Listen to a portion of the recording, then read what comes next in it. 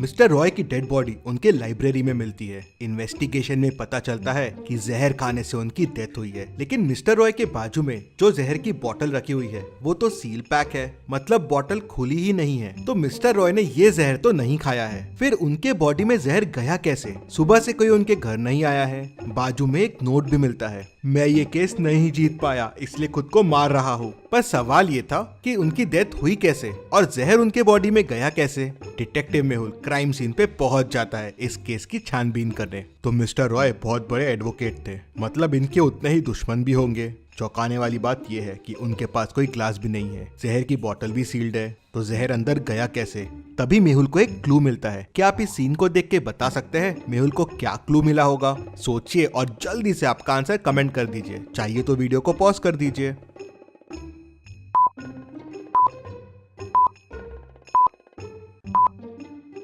Mister Mehra book पढ़ रहे थे, तो शायद इसी बुक में जहर हो जिससे जहर उनकी बॉडी में गया हो। लेकिन अगर बुक से जहर बॉडी में गया तो जहर की बोतल यहाँ क्या कर रही है और ये नोट क्यों पड़ा हुआ है? मेहुल उनके घर में रहने वाले 2 लोगों से पूछताछ करता है तो कुक कहता है, सर आज मिस्टर रॉय बहुत टेंशन में थे, सुबह से कुछ खाया पिया ही नहीं था। मेट कहता है, सर मिस्टर रॉय दिन भर बुक्स ही पढ़ते रहते थे, मुझे लाइब्रेरी का नाम याद नहीं आ रहा है, लेकिन कोई तो शहर पे था। क्या आप इन दोनों पिक्चर्स को देख के बता सकते हैं ये कौन सी सिटी का नाम है? और उसी से लाइब्रेरी का नाम निकलेगा।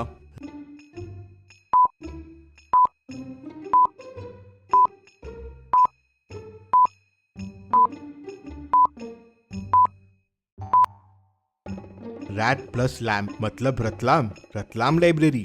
मेहुल तुरंत रतलाम लाइब्रेरी पहुंच जाता है।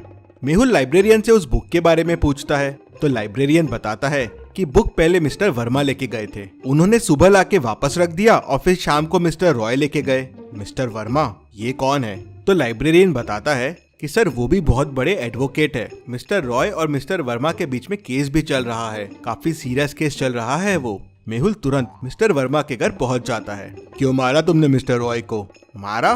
क्या मिस्टर रॉय की डेथ हो गई? कब? कैसे? तुमने ही खून किया है उसका, बताओ क्यों किया? क्या आप मिस्टर वर्मा के घर को देख के बता सकते हैं मेहुल को ऐसा क्यों लगा? सोचिए और मुझे आपका आंसर कमेंट करके बताइए।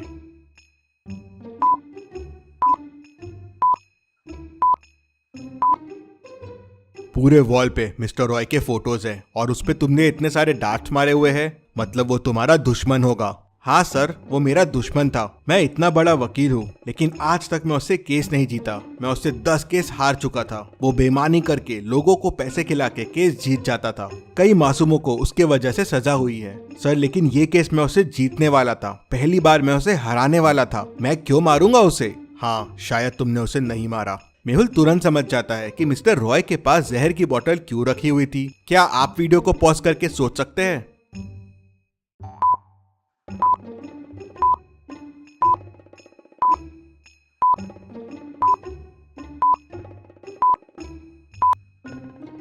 मिस्टर रॉय खुद ही मरने वाले थे। पहली बार वो केस हार रहे थे, लेकिन उसके पहले ही किसी ने बुक में पॉइजन लगा के उन्हें मार दिया। मेहुल वापस लाइब्रेरी जाता है।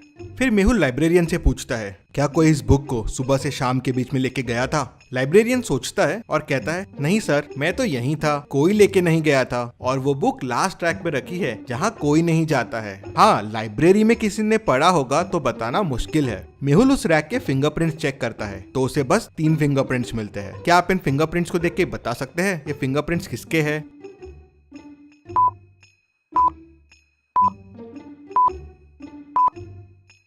पहला वाला तो मिस्टर रॉय का है, तीसरा वाला मिस्टर वर्मा का है, लेकिन ये एक्स्ट्रा फिंगरप्रिंट किसका है? शायद यही मर्डरर हो। मेहुल सोच में पड़ जाता है।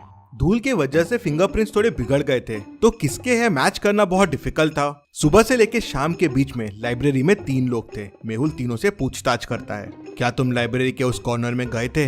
नहीं सर, मेरे तो एग्जाम चल रहे हैं, मैं तो टेबल से हिला भी नहीं, पूरे दिन बस पढ़ाई कर रहा था। सर मैं उस साइड गया था लेकिन उन बुक्स के पास नहीं गया। सर पीछे रैक्स के बुक्स बुरे हाल में हैं, पेजेस भी फट रहे हैं, तो मैं वहाँ क्या करने जाऊंगा? मेहुल थोड़ा सोचता है और तुरंत समझ जाता है कि कौन झूठ बोल रहा है। कैसे? क्या आप सोच के बता सकते हैं?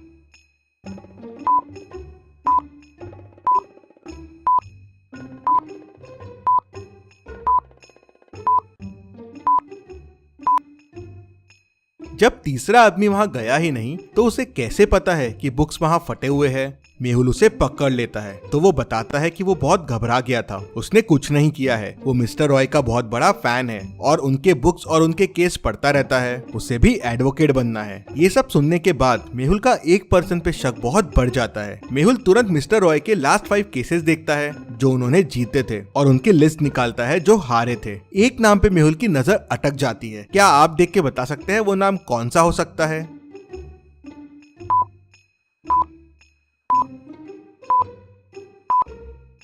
वो नाम है रोहन शर्मा। ये नाम तो पहचाना सा लग रहा है। लाइब्रेरियन का नाम रतन शर्मा है और इसका रोहन शर्मा। कहीं ये दोनों रिलेटेड तो नहीं? क्योंकि बुक लाइब्रेरी में कब आई और कब गई ये बस लाइब्रेरियन को पता था। मेहुल तुरंत लाइब्रेरियन के घर पहुंच जाता है तो देखता है कि उसके भाई की डेथ हो गई है। रोहन शर्मा की फोटो लटके रहती है और उसपे हार होता है। पता चलता है कि उसने सुसाइड कर लिया था क्योंकि वो केस हार गया था। मेहुल को समझते देर नहीं लगती कि ये बदला लेने के लिए ही शायद उसने मिस्टर रॉय का खून किया होगा। मेहुल रूम की चीजों को देखता है तो उसे एक और मर्डर का शक होता है। क्या आप रूम को देख के बता सकते हैं कि वो क्या चीज है?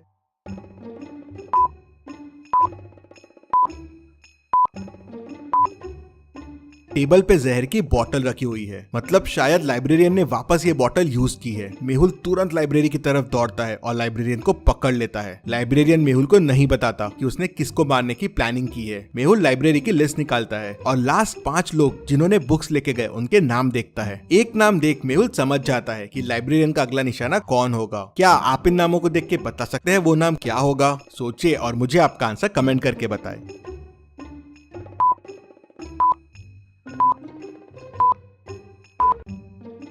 और वो है mister Verma. Mister Roy case जीत गए थे और मिस्टर वर्मा केस हार गए थे, तो लाइब्रेरियन उसे भी मारना चाहता था क्योंकि उसके वजह से उसका भाई मर गया था। मेहुल तुरंत मिस्टर वर्मा के घर पहुंच जाता है और उन्हें बुक पढ़ने से रोक लेता है। मिस्टर वर्मा बच जाते हैं। मेहुल केस सॉल्व कर लेता है। Detective Mehul rocks. इसी बात पे जल्दी से वीडियो को लाइक कर दीजिए। चलिए अगली पहेली देखते हैं। लोकेश का उसके रूम में मर्डर हो जाता है। मर्डर करीब 4 बजे हुआ है।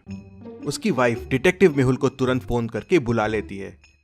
मेहुल क्राइम सीन को ध्यान से देखता है लेकिन उसे वहां कोई क्लू नहीं मिलता। फिर मेहुल उसके घर की मेड और कुक से पूछताछ करता है। मेड कहती है, मैं तो करीब 3:30 को सर के रूम में चाय देने गई थी, उसके बाद मैं सर के रूम में नहीं गई। कुक कहती है, सर मैं तो लोकेश सर के रूम में कभी नहीं जाती हूँ, मैं तो डिनर की तैयारी कर रही थी, यहीं किचन में थी। फिर वाइफ कहती है, मैं करीब 3:45 को लोकेश के रूम में गई थी, वो स्टडी में था और चाय पी रहा था। मैं करीब 3:50 को रूम से बाहर आ गई और फिर सीधा मेरे रूम में चले गई। मेहुल तीनों की बातें सुनता है और तुरंत समझ जाता है कि खूनी कौन है। कैसे? क्या आप सोच के बता सकते हैं खूनी कौन है? सोचिए और मुझे आपका आंसर कमेंट में बताइए।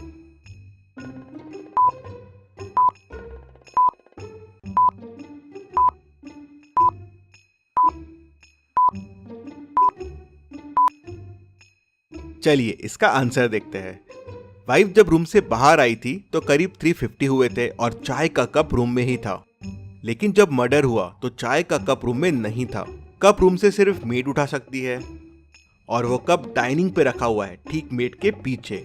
मतलब मेड जब कप लेने वापस गई होगी करीब 4 बजे, तब उसने लोकेश का खून किया होगा। मेहुल उसे पकड़ लेता है। चलिए अगली पहेली देखते हैं।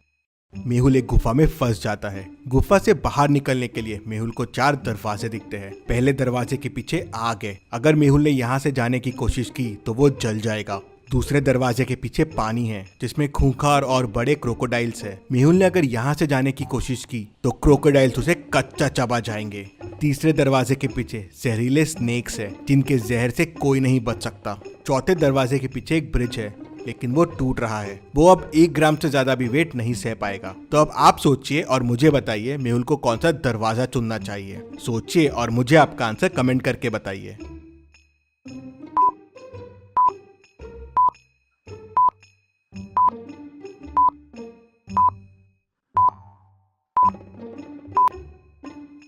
चलिए इसका आंसर देखते हैं। अगर आप ध्यान से देखेंगे तो गुफा के कोने में एक बाल्टी पड़ी हुई है। मेहुल दूसरा दरवाजा खोलेगा और बाल्टी लेके अंदर जाएगा। वो बाल्टी में पानी भर के लेके आएगा और पहले दरवाजे की आग बुझाना शुरू कर देगा। धीरे धीरे थोड़ी देर में आग बुझ जाएगी तो मेहुल पहले दरवाजे से निकल पाएगा। तो लॉजिकल आर्मी, ऐसे और मेहुल वीडियोस के लिए चैनल को सब्सक्राइब करके बेल आइकन प्रेस कर दीजिए। Thank you.